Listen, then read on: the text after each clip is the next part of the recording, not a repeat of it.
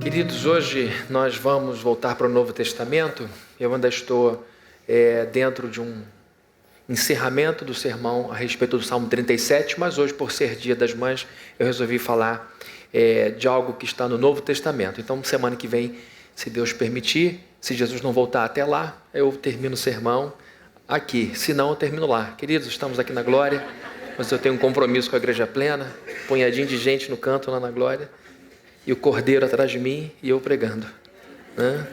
Amém. Não vou precisar mais pregar não, só vou descansar depois quando chegar lá. Vamos abrir nossas Bíblias, por favor, no livro de Mateus, capítulo de número 1, primeiro livro do Novo Testamento e o primeiro capítulo do livro de Mateus. Mateus capítulo 1, nós vamos ler do verso 18 ao verso de número 25.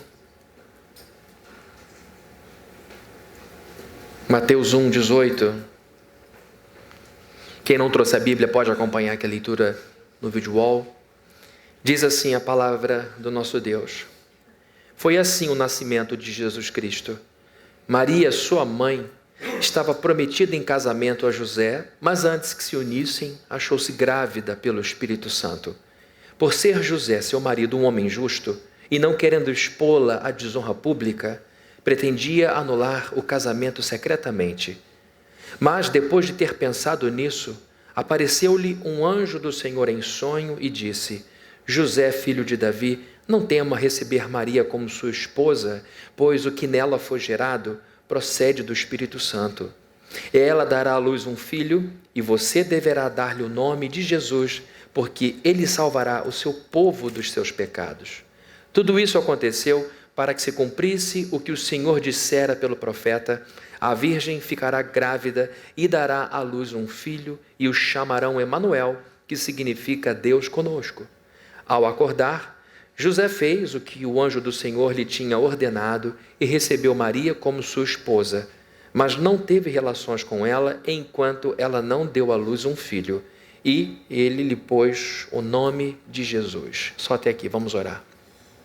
Senhor, muito obrigado pela igreja, obrigado pela realidade da igreja de Jesus, porque foi ela que nos trouxe salvação. É através da tua igreja que nós conhecemos o teu Filho, Deus.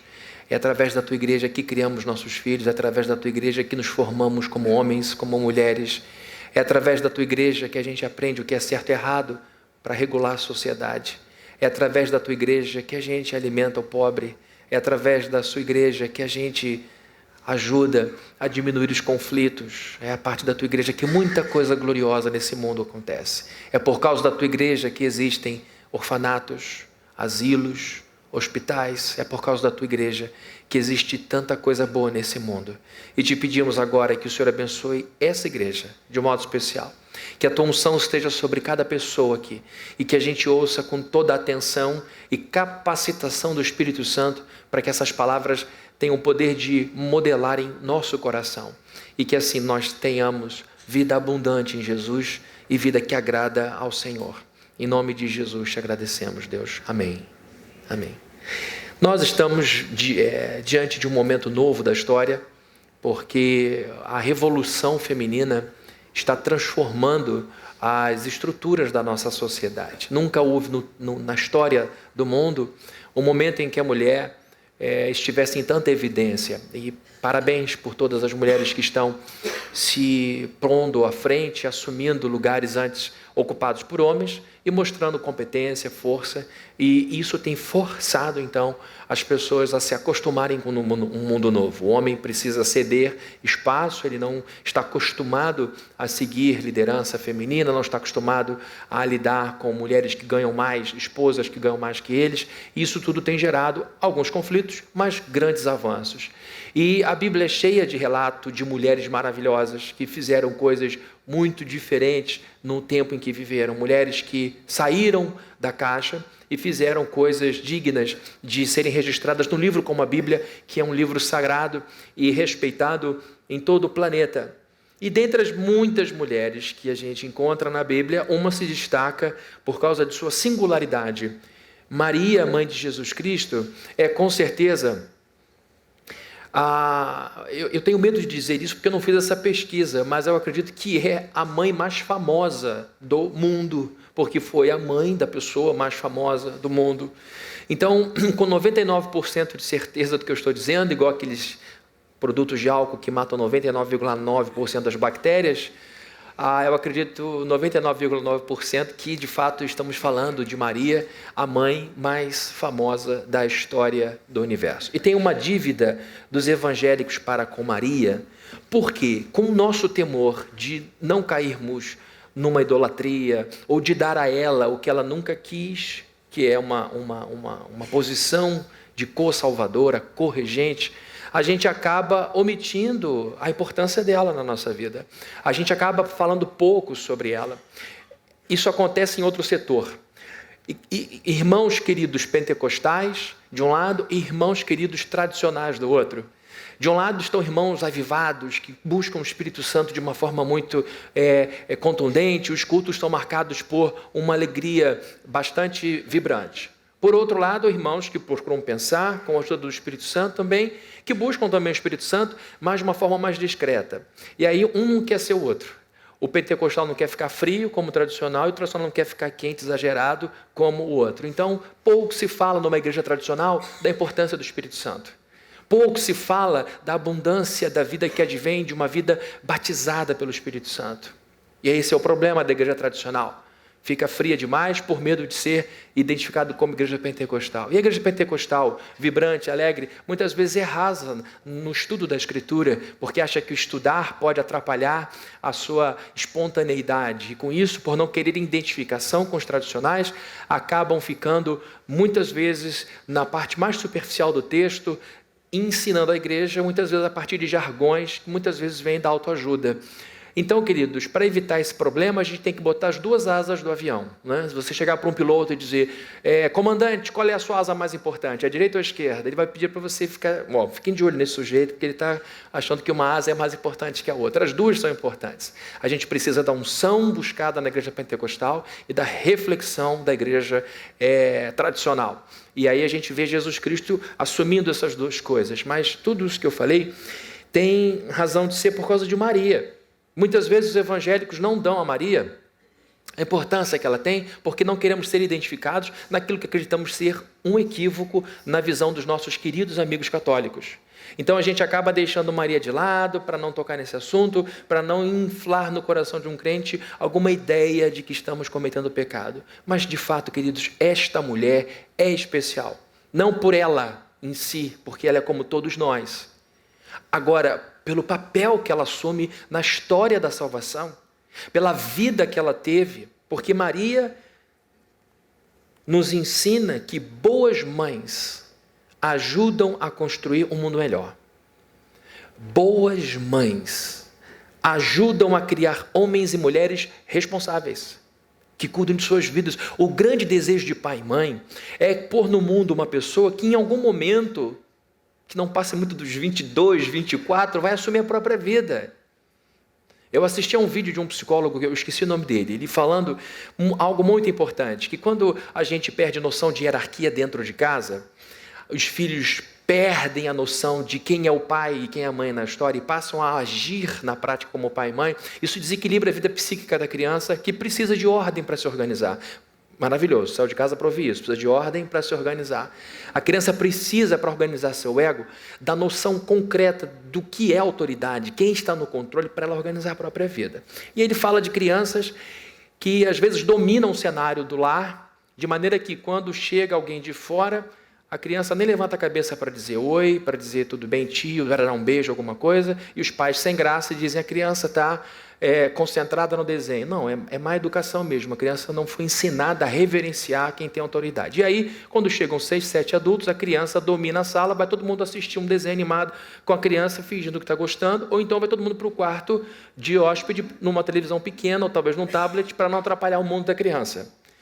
Então, esse sujeito diz que uma criança assim vai ter dificuldade de sair de casa, vai ter falha de decolagem. É aquela pessoa que vai ficar para sempre no aeroporto da casa, porque não foi incomodado o suficiente para desejar seu próprio lar. E então ele diz, uma criança que diz, vou ter que parar de ver desenho porque é hora do papai assistir a televisão, é hora da mamãe assistir a televisão. Não posso ficar na sala porque tem adulto conversando. E criança, queridos, não tem que ficar participando de adulto, conversa de adulto. Criança não é adulto. O que essa criança aborrecida diz depois com o tempo, com a adolescência?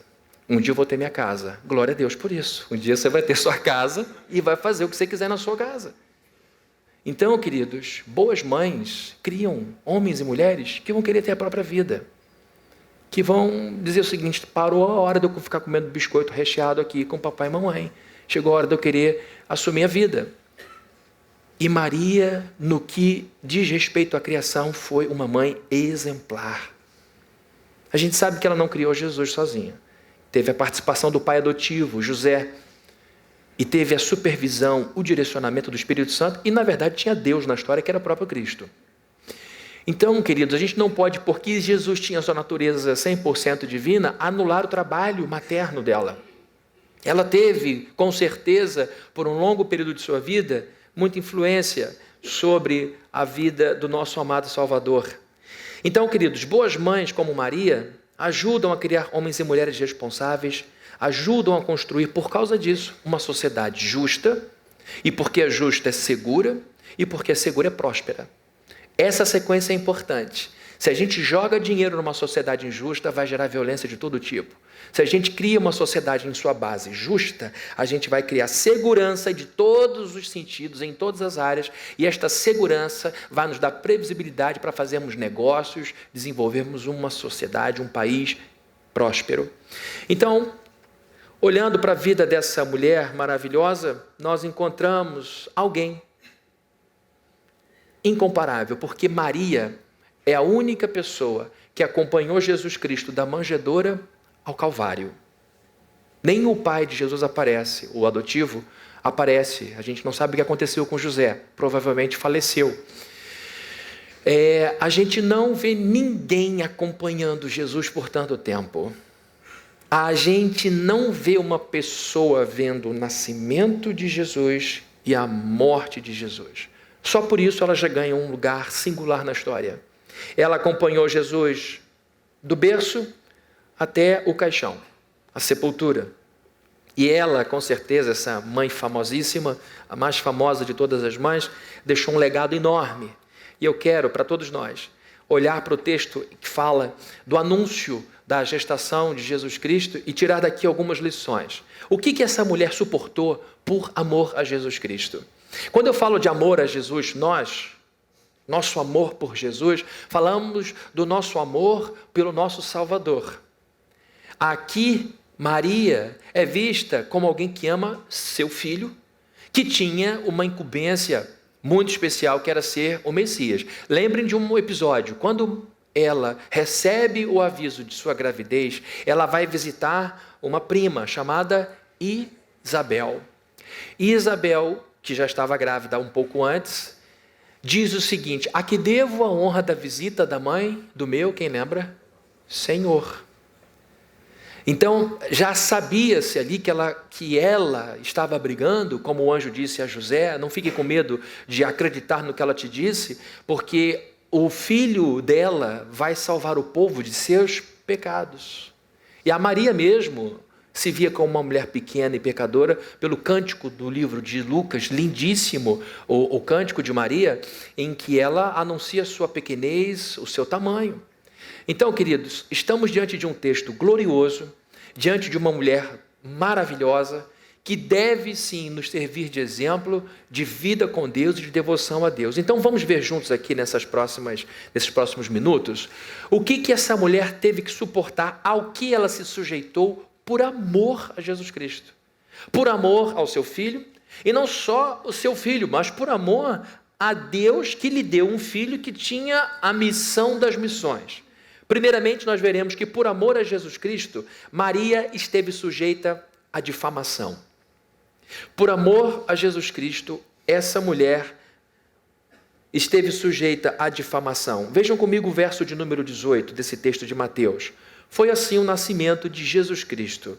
Maria, sua mãe, estava prometida em casamento a José, mas antes que se unissem, achou-se grávida pelo Espírito Santo.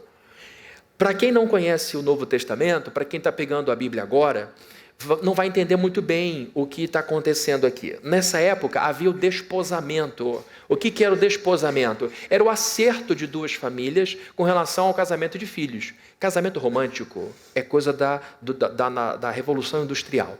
O amor romântico surge na história na Inglaterra, através da literatura. Quando a aristocracia não conseguia mais se manter, eles começam a almejar casamentos com os burgueses, que tinham dinheiro, mas não tinham acesso, por exemplo, aos chefes, ao luxo, ao glamour da aristocracia. Então a literatura começa a potencializar, criar histórias e influenciar pessoas através de livros em que se dizia que uma pessoa da aristocracia se apaixonava romanticamente para uma pessoa da burguesia. E isso começa a mexer e dá ensejo a uma revolução não só industrial, mas uma revolução do conceito sentimental. Mas até ali, casamento era coisa de pai e mãe decidido. Não precisa amar, só precisa juntar. Essa coisa de casamento por amor é muito recente na história. E agora, a gente encontra a mesma coisa. José tinha uma família por detrás e Maria tinha outra família. As famílias combinavam, está tudo certo, eles vão se casar daqui a um tempo. Esse período de noivado, por assim dizer, era um período pré-nupcial, em que os dois já estavam prometidos, o dote já tinha sido pago à família da noiva, e era só uma questão de tempo para acontecer a festa de casamento, que era basicamente isso. Amigos e o noivo saíam da casa do noivo andando até a casa da noiva e chegavam lá, pegavam a menina e vinham em festa, celebrando até a casa do noivo e faziam lá a festa. Se fosse uma família muito rica, poderia demorar alguns dias de festa.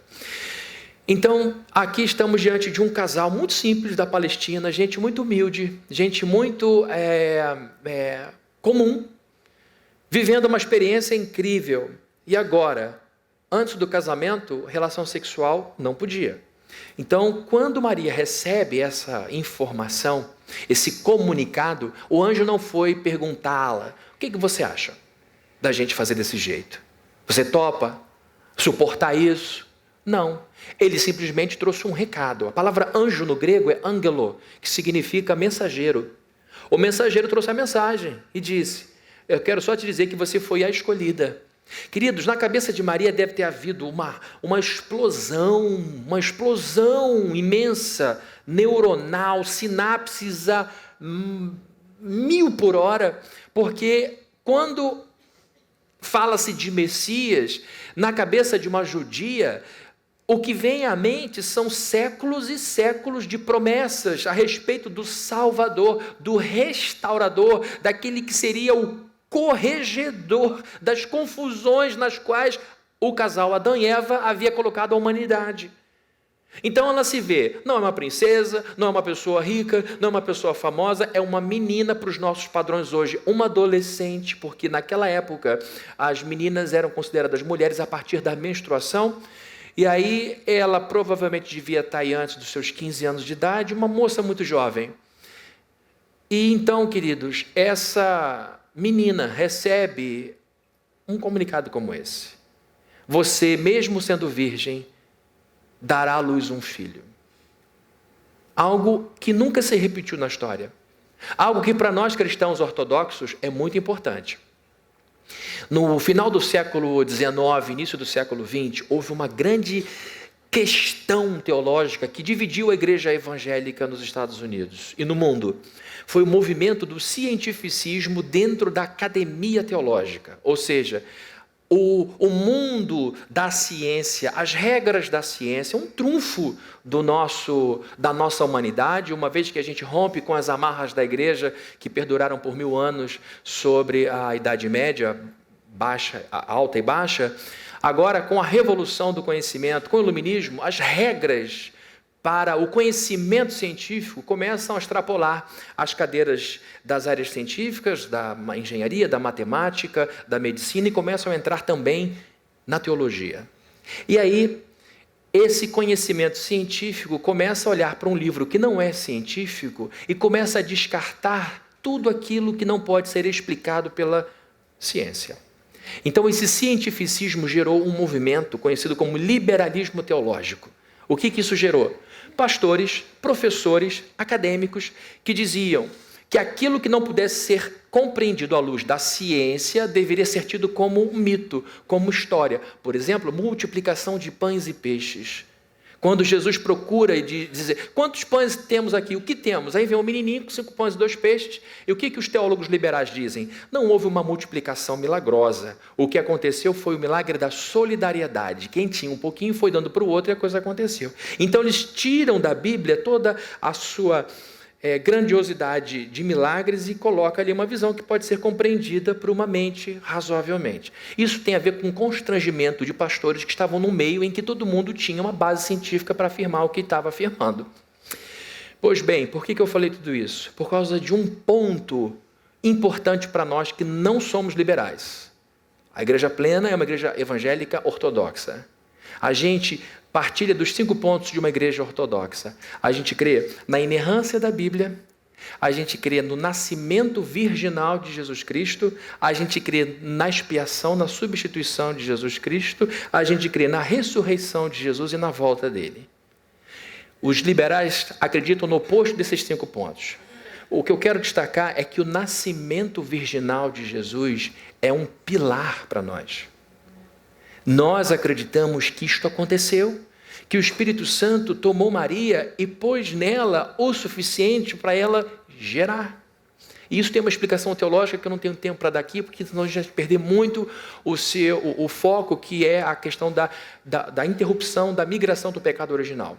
Mas depois, numa hora, eu prometo que eu explico isso para vocês. Até a volta de Jesus, eu marco um dia para explicar isso para vocês.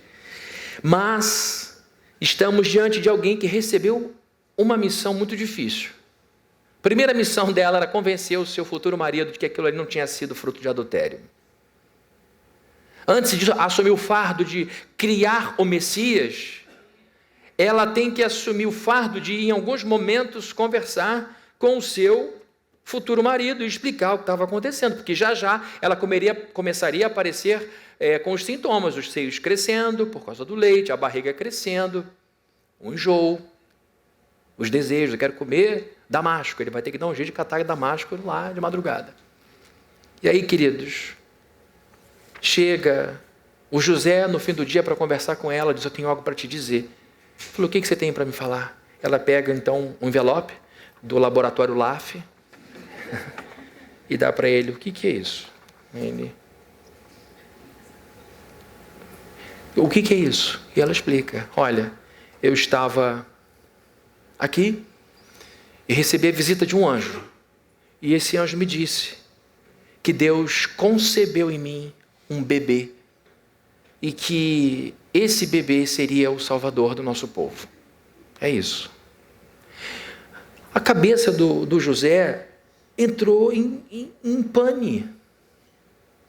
E ele não ficou convencido. A Bíblia diz que ele tentava fazer o quê? Quietinho, sair, porque ele era bom, ele era justo, ele não queria difamar Maria, mas ele tinha intenção de deixá-la de lado. Aí o anjo vai lá e diz no sonho, José, ela não está inventando história. Isso aconteceu. E você tem que dar nome, porque quem dava nome naquela época era homem. Você tem que dar o nome ao seu filho, de Jesus, e você vai criá-lo da melhor forma possível. E ele rapidamente ouve aquilo e segue o caminho da criação. Queridos, ela, por amor a Jesus Cristo, esteve sujeita à difamação. Sua explicação foi para José pouco convincente. Como eu falei, ele não acreditou de primeira. Ele só entrou na história porque Deus falou com ele. O relato de Maria, por mais sincero que tenha sido, não o convenceu de primeira. A sua explicação, a explicação de Maria foi incrível, no sentido de não se crer. Incrível não é um espetáculo. Incrível, em primeiro lugar, eu não posso acreditar. Ou é crível ou é incrível. No caso, foi incrível, no sentido literal. Sua explicação soava como blasfêmia. Sabe por quê? Porque ela botou Deus na história. Olha, eu fui engravidada pelo Ruá de Jeová. Ruá é a palavra hebraica para espírito. Sabe o que significa Ruá? Quem lembra? Vento. A palavra espírito no hebraico é Ruá. É uma palavra onomatopeica. Ai, meu Deus, o dia das mães, não faz isso comigo não. Quantas sílabas tem isso? Põe a mão na frente da boca aí, vamos lá, vamos infantilizar todo mundo. Põe, por favor, sério, não, por que não? Pertinho da boca, encostando no nariz, fala ruá. Não deu um vento na mão? Porque essa palavra imita o som do vento, ruá. Por isso é onomatopeica. Então, para o judeu, o Espírito de Deus era o hálito dele. Era o que saía de dentro dele. Era a vida que exalava daquela voz que dizia, haja luz. E houve luz. É esse vento que criou a luz. É esse sopro que deu vida a Adão, que a Bíblia de Deus soprou a vida nas narinas de Adão. É uma linguagem poética. É como se Deus tivesse feito uma respiração boca a boca com ele. E agora ele diz, olha, ela diz, José, eu estava aqui e o sopro de Deus veio até mim. O hálito de Deus veio em mim. O Ruá e Jeová me tomou e eu fiquei grávida. José era um homem justo. Era um homem que não traía. Era um homem sério. E homens assim ficam muito comprometidos quando são tratados de forma diferente, por homem ou por mulher. Quem é pontual fica aborrecido com quem não é pontual. Não é assim, gente? Estou certo ou estou errado? O sujeito é pontual. 3 horas. 15 para as 3 já está lá. 3h15, cadê? 3h40. E agora com o Waze não tem essa história de estou a caminho. Você tem que dizer quanto tempo você vai levar. É só olhar no Waze aí. Quem é verdadeiro fica muito aborrecido com quem é mentiroso. Quem é fiel não gosta de ser tratado com infidelidade. Numa sociedade patriarcal, você ouvir da mulher que ela está grávida de outro é algo difícil. A explicação poderia levar José a pensar, minha mulher perdeu o juízo. Perdeu o juízo. Agora, queridos, a maneira como ela explica mostra muito do caráter dela. A palavra justo no grego é dikaios, é reto. A justiça tem que ser reta. Por isso, as averiguações, as inquirições, as perguntas objetivas do Ministério Público, ou do juiz, ou do advogado de defesa, as perguntas procuram encurtar o máximo possível o caminho. É isso ou não é? Foi ou não foi? Aconteceu por quê? Porque o injusto dá muita volta. O 171 dá muita volta, confunde a gente. Então o objetivo é, me responda sim ou não, quem foi, quem esteve, que horas e tal. É aqui a gente vê o caráter de Maria reto, quando ela dá uma resposta reta. Qual é a explicação para isso, Maria? Ela não tentou dourar a pílula. Ela não tentou ficar fazendo curva, ela não coçou a garganta, a Bíblia pelo menos não diz isso, ela simplesmente relatou o que o anjo lhe disse. É isso, eu estava aqui fazendo o que eu tinha que fazer, o Senhor me visitou e disse que seria dessa forma. Ela não tentou ajudar Deus melhorando o conteúdo da mensagem. Com esse relato direto e assertivo para o seu futuro marido, ela diz, isto é o que tenho e isto é o suficiente. É o que eu tenho para te oferecer, não tem. Se eu falar mais, eu vou passar do ponto. Se eu falar menos, eu vou deixar dúvida. Foi assim que aconteceu. A reputação dessa menina estava em jogo, o nome dela estava à beira do abismo da vergonha, ela estava se expondo ao julgamento das pessoas, a sorte, a bênção é que ela era bem casada. Ela estava unida a um homem de caráter, que tinha entendido que casamento faz com que os dois se tornem uma só pessoa. Expor Maria era se expor, maltratar Maria era se maltratar, judiar de Maria era judiar de si. É assim que um bom marido age. Ele pensa na sua esposa e é assim que uma boa esposa age, no seu marido. Nós somos um, estamos vencendo juntos, estamos fazendo tudo juntos. E se eu o prejudicar, acabo me prejudicando também. Maria não deu voltas, ela foi justa e falou diretamente ao seu futuro marido o que tinha acontecido. Gente, o que isso tem de aplicação para mim e para você? A gente tem que ser como Maria, que deu uma aula de confiança em Deus. Ela tinha pouca informação, não tinha ninguém na história para dizer, olha, lembra de fulana? Foi assim com ela. Lembra da família de Enoque? Lembra da família de Bartolomeu? Não tinha ninguém. Ela era única. E agora ela, sem nenhum medo, procura o seu marido e conta toda a verdade. E aí Maria nos ensina que por amor a Jesus Cristo, porque o turbilhão começa quando Jesus é botado na vida dessa mulher. E é assim que acontece comigo e com você. Quando Jesus entra na nossa vida, as coisas ficam confusas às vezes, porque Ele corrige a ética, Ele corrige as convicções, Ele corrige as hierarquias. O que é mais importante para mim? Quem é mais importante para mim? Atrás do que eu vou correr agora? Então, quando Jesus entra, Ele não entra para ficar num lugar de figuração. Já viu figurante em novela, em filme? Eles não abrem a boca. Jesus entra para ser o ator principal da nossa história. E não só para ser ator, para ser diretor. Não só vai interpretar alguma coisa, mas Ele vai dizer como tem que fazer, onde tem que ficar a luz, onde a câmera tem que ficar, onde as coisas têm que acontecer. E aí, queridos, é que vem a confusão. E em alguns momentos, como Maria, veremos Jesus nos expondo a julgamentos. De uma hora para outra, eu não faço mais alguma coisa, de uma hora para outra eu não digo mais algumas coisas, de uma hora para outra eu começo a falar coisas que nunca tinha dito, e isso levanta as sobrancelhas alheias. De onde está vindo essa história? O que houve? Gente, eu me lembro de uma vez, na sauna do clube, eu lá quieto na minha, igual ao pai da Glória Pires, que tinha aquele personagem da escola do professor Raimundo, lembra? Ai, meu Jesus Cristinho, ele me descobriu aqui. Era o aluno que não queria participar, e o fulano, não lembro o nome dele. Ele dizia, eu só queria ficar invisível aqui, o professor não perguntar nada.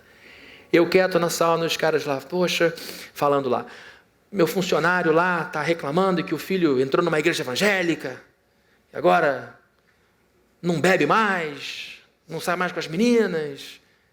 E falou, o que aconteceu com meu filho? Cadê meu filho? Não sai mais com as meninas, parou de fumar, parou de beber. Eu falei, meu Deus, mas que tolice.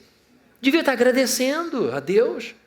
E aí está o menino debaixo do juízo, do julgamento de seu próprio pai. Não é fácil. E assim, queridos, como o pai e mãe estranham às vezes a mudança de um filho cônjuge, de um outro cônjuge, do outro cônjuge, a sociedade rejeita, não entende. Perguntam, peraí, você vai à igreja uma vez por semana? Eu já falei isso aqui para vocês. Eu trabalhava há muitos anos já, nem sei quantos anos, na Headley. Eu me divertia mais que trabalhava.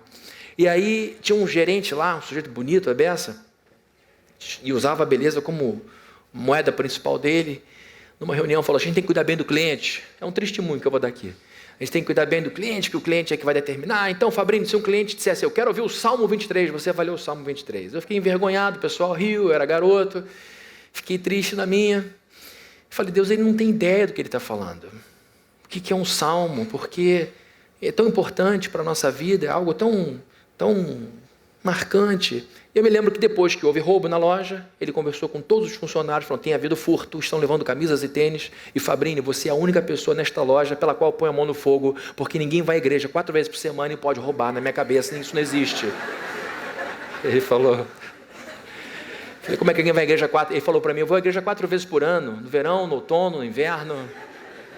Se alguém vai à igreja 4, e eu ia mais que 4, tá? Eu ia 7 vezes por semana. Oração da manhã, de 6 às 7 da manhã, de segunda a sexta, eu e Viviane lá. A gente queria casar, não tinha dinheiro, então Deus tem que ajudar. Oração, jejum e milagre.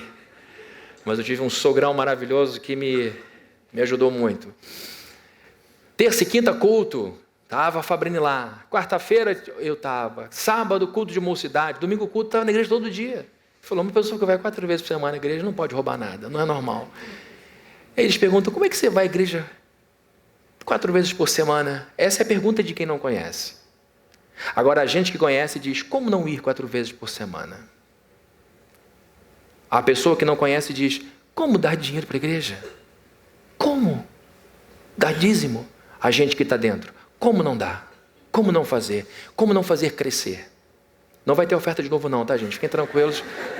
Aí, Fabrini está se preparando. Não. Mas a gente está aberto. Quem quiser fazer, fica à vontade. Maria deu uma aula de confiança em Deus. Maria deu aula de amor e obediência a Deus, se expondo ao julgamento social. E olha, gente, é por medo do que o outro pensa que muita gente se endivida sem poder. O problema não é dívida, o problema é inadimplência. É por causa do que os outros vão pensar, do julgamento dos outros, é que a gente expõe os nossos filhos a uma Olimpíada intelectual. A opinião dos outros sobre a nossa cabeça tem na classe média um poder imenso. Imenso. Aqui está essa menina se expondo ao julgamento de pai, de mãe, de sogro, sogra, marido, amigos, primos. Maria nos ajuda a entender que para a gente receber Jesus na vida da gente, a gente tem que estar disposto a assumir risco. Tem muita gente que não entra porque faz muita conta. Mas se ele for, perco aqui, se ele entrar, eu jogo ali. Tal. E a gente está sempre se preservando, não se joga de cabeça. Maria nos ensina que o mais importante na vida não é a gente, é Ele. Maria ensina que o mais importante nessa história não era Maria, era o menino que estava no ventre dela. E assim deve estar no nosso coração.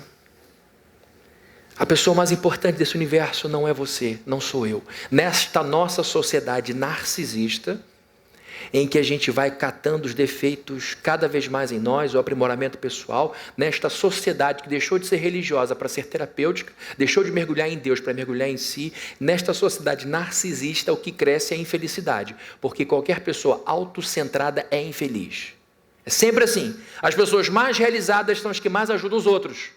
Veja na sua família, aquela tia feliz, alegre, aquele tio alegre e feliz, provavelmente é alguém que ajuda os sobrinhos, é alguém que ajuda os amigos, é alguém que está sempre fazendo alguma coisa pelo filho, é alguém que está cuidando dos outros. Normalmente, alguém para quem a gente diz, tia, você tem que pensar um pouco mais em você, tia, deixa fulano ver um pouco a vida dele. Maria está nos ensinando que o caminho para a felicidade é a nossa devoção ao outro, e no caso, a Jesus Cristo. Então, o primeiro ponto que eu queria deixar para vocês aqui é que ela se expôs corajosamente ao julgamento do seu tempo, à difamação. Segundo, são três.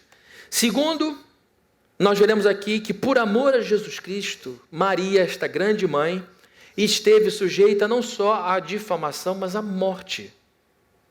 Ela não esteve apenas sujeita à difamação, Maria esteve sujeita à morte. Agora eu vou pedir para o Ronald projetar, por favor, um texto do Antigo Testamento, do livro de Levítico, é um livro de leis, foi o livro que regulou a vida dos judeus por muitos séculos.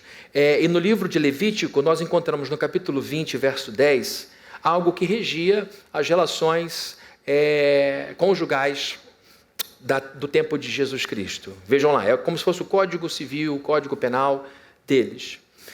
Se um homem cometer adultério com a mulher de outro homem, com a mulher do seu próximo, tanto o adúltero quanto a adúltera terão que ser executados.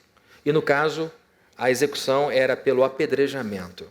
Então vejam só, esta era a lei. Lembram do episódio de Jesus em que ele está dando uma aula e as pessoas interrompem ele, os fariseus, trazem uma mulher que foi pega em flagrante adultério, dizendo, a lei manda a gente apedrejar. O que o senhor tem para dizer? E aí dá aquela aula gloriosa de misericórdia.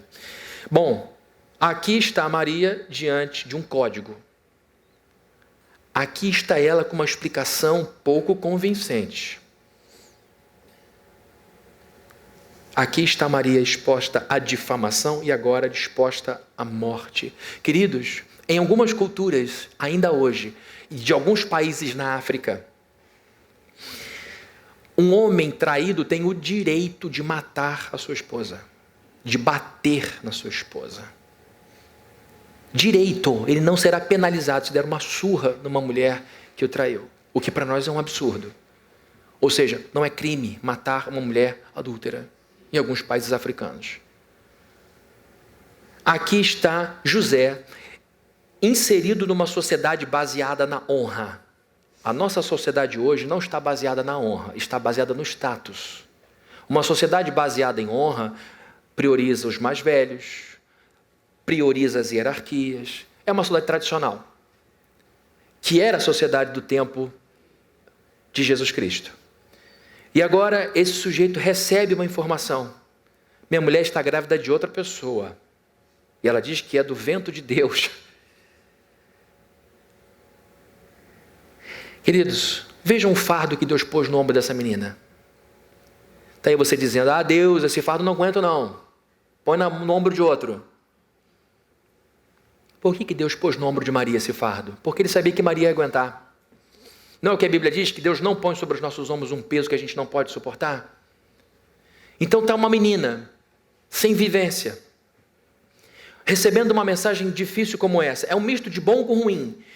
Bom porque eu estou recebendo o Messias. Ruim porque o mundo não vai entender. E agora a sua grande missão é sobreviver a seu marido. Porque a coisa poderia ter ido a julgamento.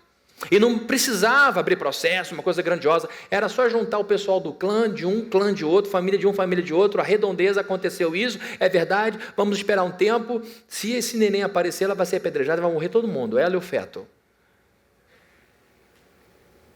Esse era um fardo que Deus tinha colocado sobre Maria. Maria não pediu para ser mãe do Messias. Não há um texto dizendo: Senhor querido, dentre as muitas mulheres de Israel, quero te pedir que eu seja a mãe do Messias. Não tem texto assim na Bíblia. A princípio, então, ela não pediu para ser mãe do Messias. Tanto é que ela estranha quando recebe o comunicado. Maria não pediu para ser envolvida nessa trama. Senhor, eu quero te pedir que o Senhor me coloque nesse drama, porque isso vai me dar destaque, e em algum dia em Niterói alguém vai falar sobre mim, eu vou continuar sendo a mulher conhecida por mais de 2 milênios. Maria não pediu para ser colocada sob risco de morte, porém ela não rejeitou o destino que Deus lhe deu. Isso é importante. Mais uma vez, uma grande lição dessa mulher. Ela não pede para ser mãe do Messias, ela não pede coisas grandiosas como ser envolvida nessa trama incrível. Maria está junto dos grandes homens e mulheres da Bíblia. Ela está junto de Abraão, ela está junto de Jacó, ela está junto de Davi, ela está junto de Malaquias, ela está junto de Débora, de Ana. E nessa corrente, ela tem um lugar de proeminência porque foi a mãe de Jesus. Assim como João Batista tem proeminência sobre os outros, porque foi o profeta que viu a profecia. Bom, ela viveu um drama. Ela viveu um grande problema. Não pediu nada disso. Mas quando Deus lhe deu uma missão, ela não rejeitou. Eu estou querendo enfatizar isso, porque eu vou citar 2 homens que receberam também suas missões de Deus, mas que rejeitaram no primeiro momento.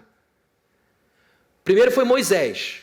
Moisés já estava aí bastante vivido, estava com seus 80 anos de idade, tinha sido criado no palácio como filho de Faraó, tinha sido educado nas grandes escolas da época, tinha comido do melhor manjar, tinha fluência em 2 línguas pelo menos, um homem versado no conhecimento egípcio.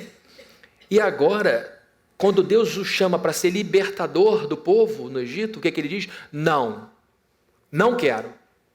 Minha linguagem é pesada, o que muitos dizem que é gagueira. Eu não tenho condição de fazer isso. Aí Deus começa a falar, até que Deus se aborrece. Não te mandei, rapaz? Vai logo. Na minha Bíblia está assim. Não te mandei eu? Ele começa, não sei, está muito boa a minha vida aqui, eu já acomodei, já está perto da aposentadoria, vai acabar mudando esse negócio, vou ter que trabalhar mais 5 anos. Ele já tinha se aposentado, ele falou, não é nada disso, você tem mais 40 anos de trabalho. Eu não te mandei, então vai. E ele foi. Outro homem importante na história de Israel foi Jeremias, o profeta Jeremias. A Bíblia diz que quando ele foi chamado por Deus para ser voz de Deus no meio de um povo que estava desviado, ele falou, não, eu sou um garoto, eu sou muito jovem, isso é um trabalho para um homem. E aí Deus o põe ali na forma e ele entra. Maria foi diferente. Vejam comigo o texto que vai ser projetado aqui, no livro de Lucas, capítulo de número 1. Aqui mostra em Lucas a resposta que ela deu imediatamente após o anjo ter lhe dado o recado. Projetou? Pode projetar? Lucas 1,38 diz, respondeu Maria, sou serva do Senhor, que aconteça comigo conforme a tua palavra. Então o anjo deixou. O anjo deve ter subido. Como as mulheres são mais fáceis de trabalhar que os homens. Meu Deus, foi um trabalho para convencer Moisés, Jeremias, Maria, meu pai, que coisa.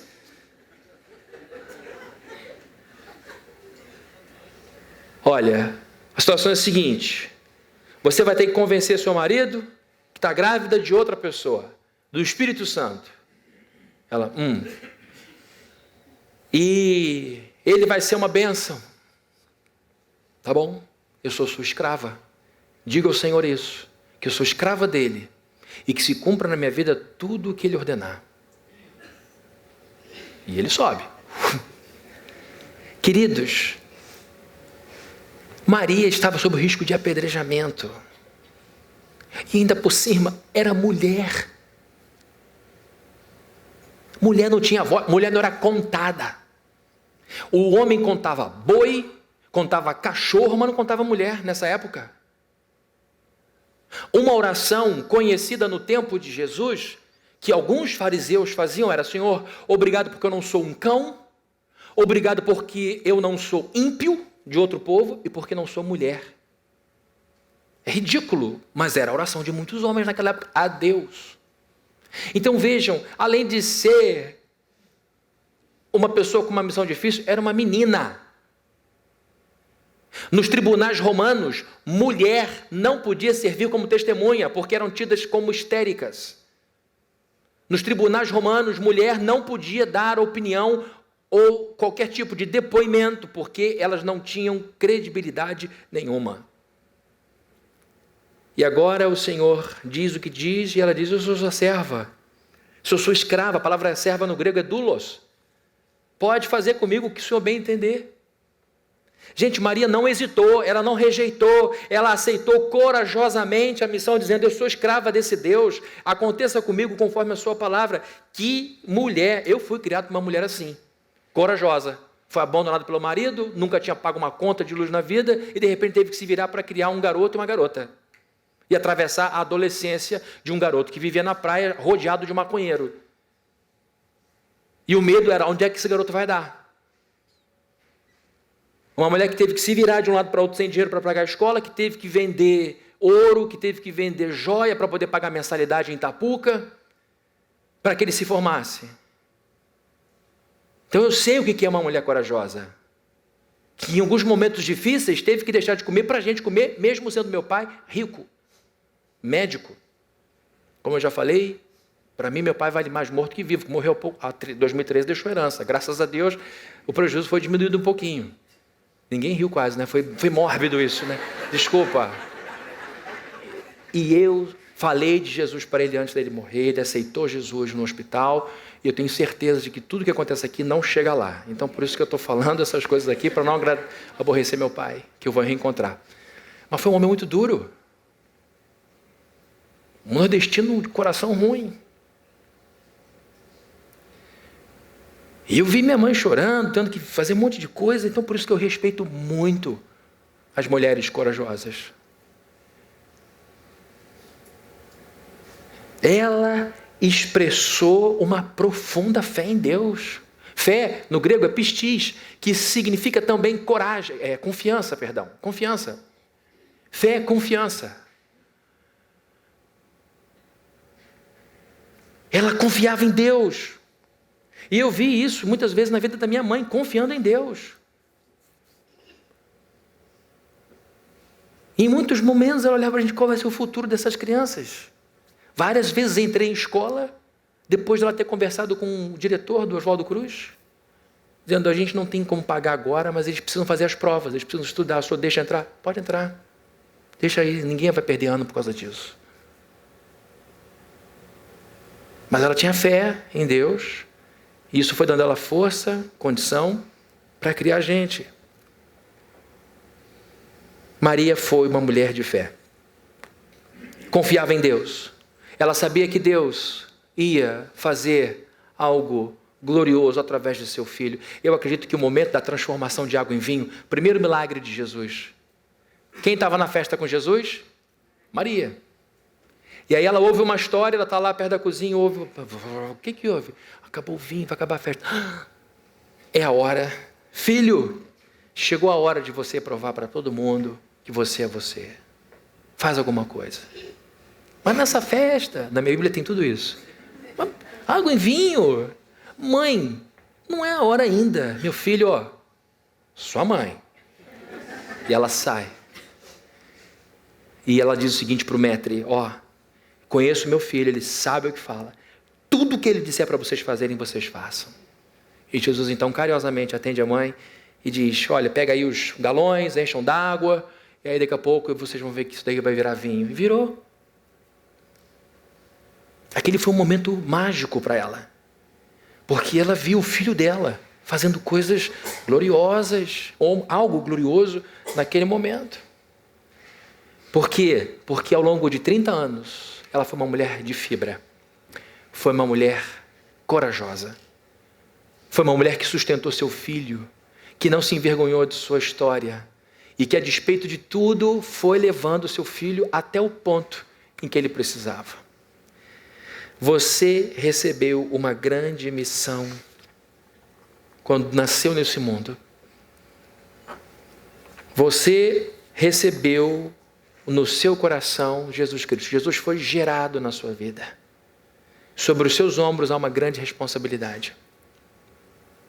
Sobre a sua vida há um peso que você pode suportar. Sobre a sua vida existe algo concreto. E qual tem sido a sua resposta? Anos e anos. Deus dizendo, eu tenho algo para você, é difícil. Você tem respondido como Maria, eu sou serva do Senhor, que aconteça comigo conforme a tua palavra, ou está postergando, está tangenciando? E por fim, querido, eu tinha esquecido que tinha um terceiro ponto, aguentem aí um pouquinho. Por amor a Jesus Cristo, Maria esteve sujeita a Deus. Sou sua serva, sou serva do Senhor, aconteça comigo conforme a tua palavra. Quando ela demonstra essa confiança, ela mostra a grandeza de sua relação com Deus. Deixa eu concluir aqui. Fica melhor se eu concluir. É muito difícil ser cristão. Sempre foi difícil ser cristão, mesmo no ápice da Idade Média.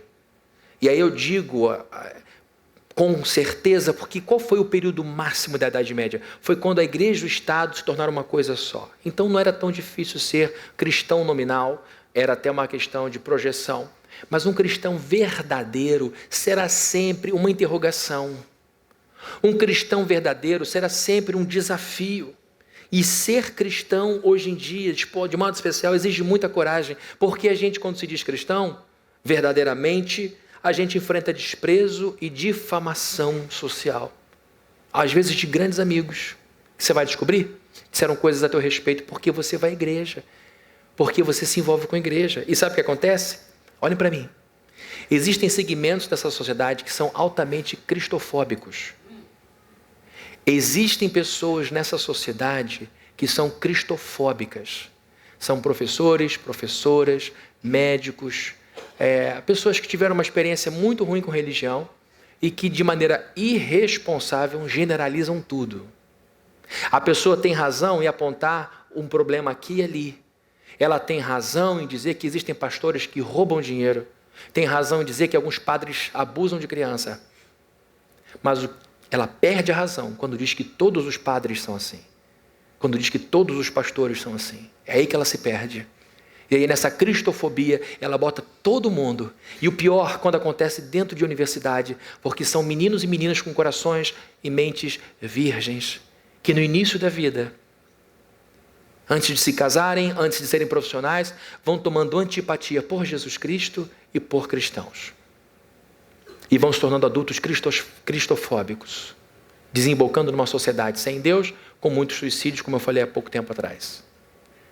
Então é muito difícil para a gente exaltar Jesus, viver para Jesus numa sociedade em que alguns segmentos da mídia também são muito cristofóbicos. Mas a gente tem que permanecer como Maria, essa mãe maravilhosa, que nos ensinou que por amor a Jesus Cristo, a gente pode se expor à difamação e à morte. O que a gente não pode é perder Jesus Cristo da nossa vista. Amém? Vamos orar?